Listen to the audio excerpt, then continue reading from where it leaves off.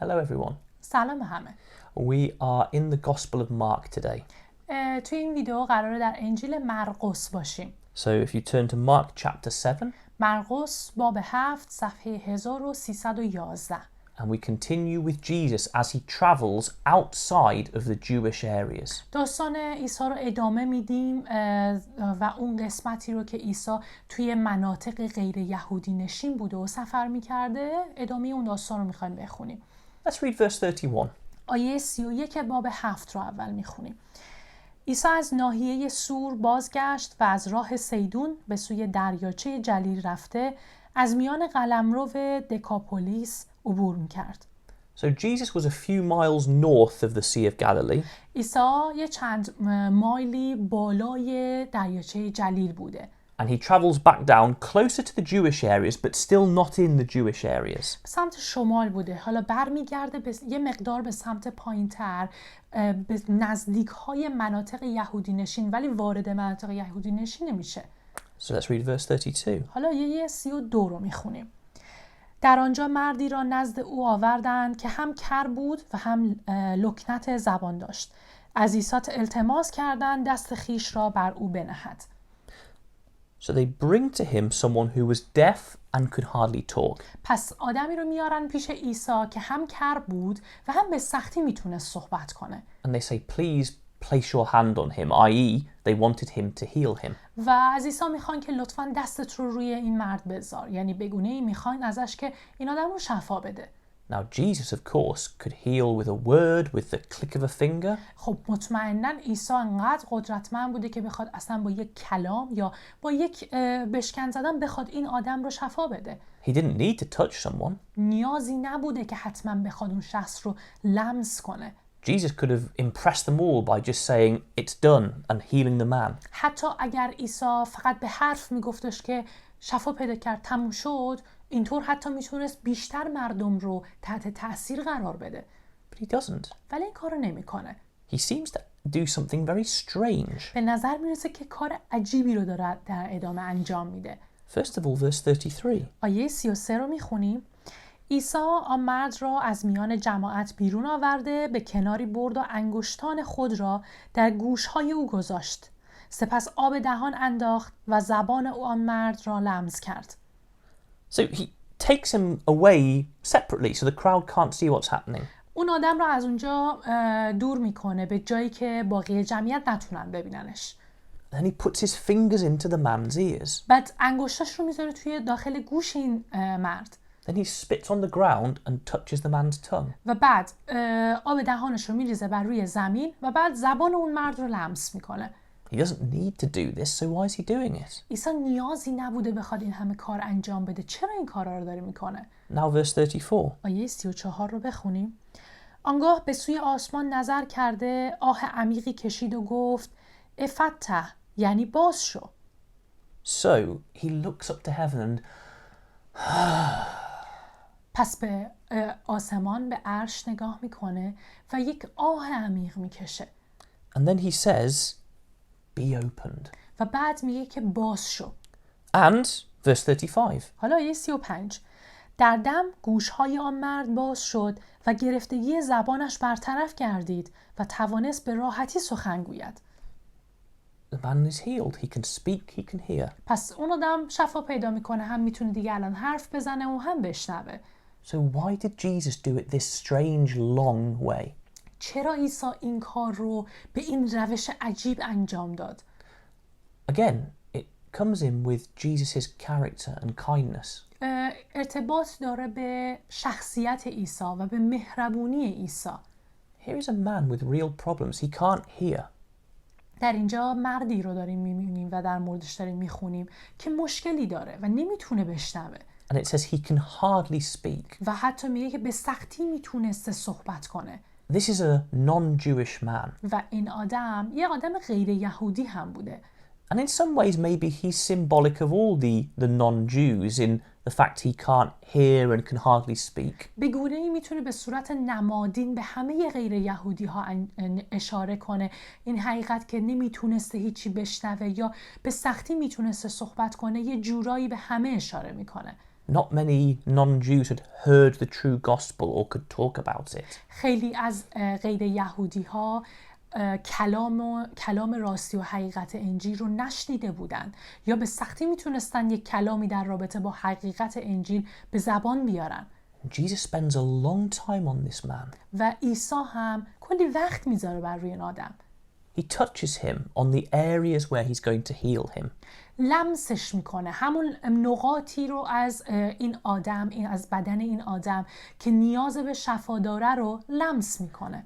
He seems to show he's emotionally affected by this. He looks up to heaven and sighs deeply. و نشون میده که واقعاً تحت تاثیر این قضیه قرار گرفته، به آسمان نگاه میکنه و از ته دل آه میکشه. As if he's sad about this, that this person's suffering, or he's really putting in the effort to do this. اینطور که انگار واقعاً ناراحت از این قضیه که این آدم اینطور هستش و تو این وضعیته و داره تلاش میکنه که این آدم نجات پیدا کنه. And it's all very visual. و کارش هم قابل دیده و به چشم میاد. This man can't hear, but he can see. این آدم نمیتونه بشنوه ولی میتونه ببینه. And he can feel. و میتونه حس کنه. He can see and feel Jesus touching him. میتونه هم ببینه و هم حس کنه که عیسی داره لمسش میکنه. He can see him looking up to heaven. میتونه ببینه عیسی رو که داره به آسمان نگاه میکنه. And you can see when someone sighs deeply. و اینطور وقتی یک شخصی آه بکشه، اون طرف مقابل میفهمه و میبینه که داره آه میکشه. First of all, Jesus is showing this man that he is taking the time. He cares about him. اول از همه با انجام این کار عیسی داره به این مرد نشون میده که داره وقت میذاره براش و اهمیت میده بهش. He's making it so this man can see that he is helping him and he really wants to help him. این کارو میکنه تا این مرد ببینه که عیسی داره واقعا بهش کمک میکنه. And I think Jesus is doing this to show the care he has and how invested he is in everyone. به نظر من عیسی داره این کار انجام میده تا نشون بده که چقدر برای همه اهمیت قائل و وقت میذاره برای همه. Especially the ones who have never had the joy of hearing the true gospel or being truly able to hear in that way. به خصوص برای کسانی که هیچ وقت این فرصت رو نداشتن، این امتیاز رو نداشتن که حقیقت رو در مورد عیسی بشنون یا بخوان کلامی در رابطه باش بگن. As we said, this non-Jewish man is symbolic of all the non-Jews at that time. همونطور که گفتیم این مرد غیر یهودی نمادی هست از تمام اون آدم‌هایی که هیچ وقت هیچ چیزی در رابطه با حقیقت انجیل نشنیده بودن. Jesus wants to change this. و عیسی میخواد این قضیه رو تغییر بده. And he shows that man and all of us how emotionally invested, how much he cares about us hearing the gospel. و میخواد اون مرد و همه ماها ببینیم که چقدر عیسی واقعاً احساسی میشه چنین چیزی رو ببینه و چقدر میخواد که اهمیت بده به همه ماها و وقت بگذاره تا اون شرایط رو، اون سختی ها رو تغییر بده. And then the man is healed. و این آدم هم در نهایت شفا پیدا کرد. He can hear and he can speak. الان دیگه هم میتونه بشنوه و هم میتونه حرف بزنه.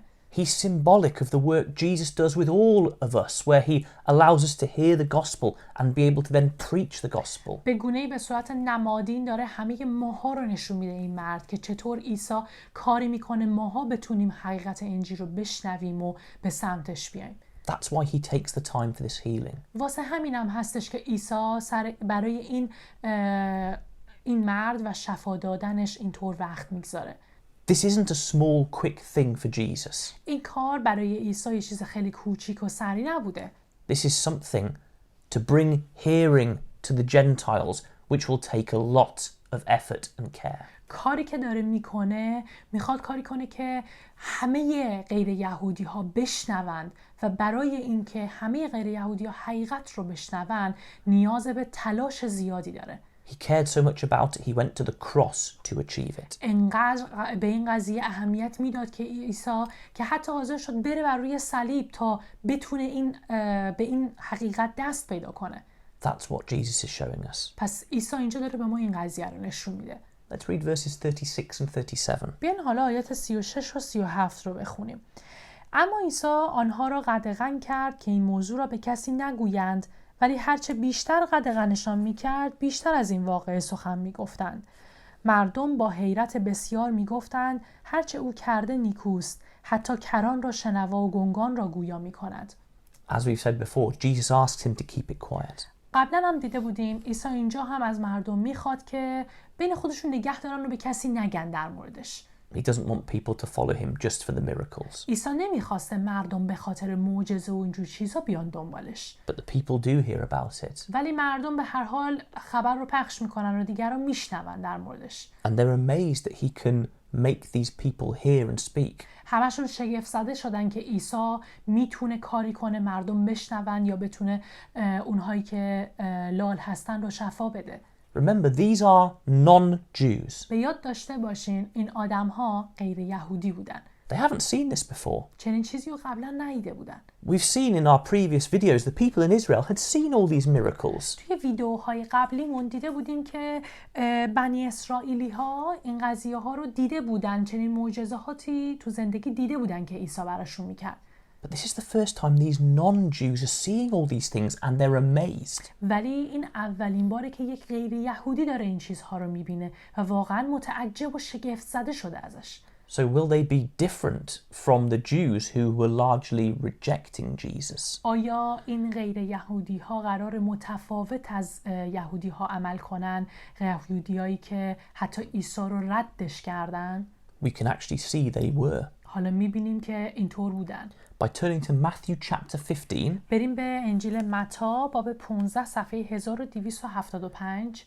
because Matthew chapter 15 is the parallel passage written about the same time. چون متی باب 15 همون داستان هستش که الان تو مرقس داشتیم میخوندیم و هر دو در یک زمان نوشته شدن. It doesn't talk about this man in detail, but it talks in general about what Jesus was doing. هر دو بخش در رابطه با یک زمان نوشته شده. متی در رابطه با اون مردی که تو مرقس خوندیم با جزئیات تعریف نکرده، ولی کلی در رابطه با اون زمان و اون واقعه توضیح داده. So let's read verses 30 and 31. بیاین آیات 30 و 31 متی باب 15 رو بخونیم.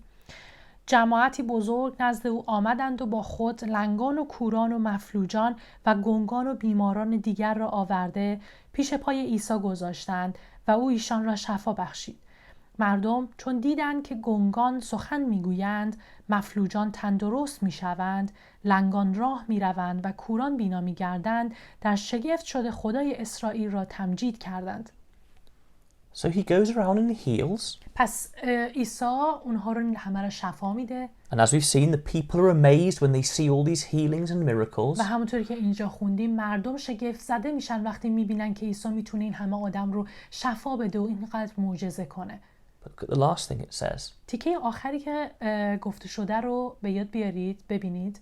They praised the God of Israel. گفته که خدای اسرائیل رو تمجید و ستایش کردن. They were non-Jews. غیر یهودی بودن اینا. They had their own gods. خداهای خودشونو داشتن.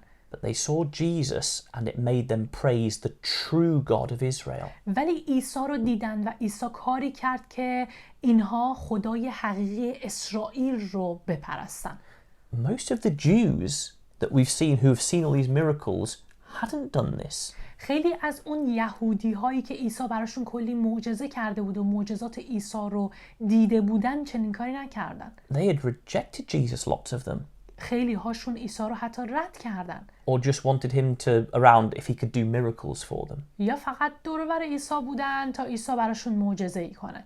But when Jesus leaves Israel and goes to the non-Jewish areas, they respond by praising the true God of Israel. ولی وقتی عیسی مناطق یهودی نشین رو ترک میکنه و بین غیر یهودی ها میره و به اونها تعلیم میده، اونجاست که غیر یهودی ها کارهای عیسی رو میبینن و خدای حقیقی اسرائیل رو ستایش میکنن. And this is what we start to see throughout a lot of the Gospels from now on. از اینجا به بعد هم قرار چنین چیزی رو باهاش خیلی بیشتر مواجه بشیم و در مورد چنین چیزایی بیشتر بخونیم. That it's non-Jews that are seeming to respond to the gospel more than Jews. درباره غیر یهودی ها که به نظر میرسه بیشتر دارن پاسخگو میشن و باور میکنن عیسی رو در مقایسه با یهودی هایی که ردش کردن. Which of course is the showing us that Jesus came to turn all people to God. که نشون میده عیسی اومد تا همه آدم ها رو به سمت خدا برگردونه. So thank you for listening to this video. ممنونیم که به این ویدیو گوش کردید.